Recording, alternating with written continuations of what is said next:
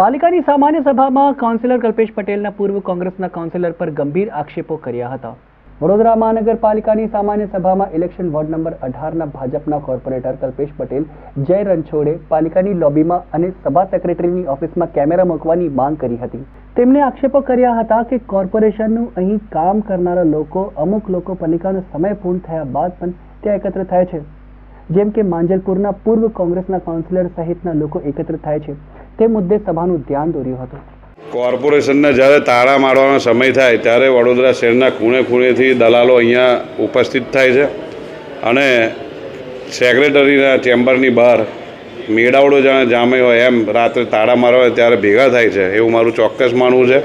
અને મેં માગણી કરી છે સભાની અંદર કે રેકોર્ડેડ કેમેરા મૂકવામાં આવે અને શું ચર્ચા અને શું વાતો અને ગપ્પા મારે છે અને કોર્પોરેશનનું ચોક્કસ અહિત થાય એવું મારું ચોક્કસ માનવું છે।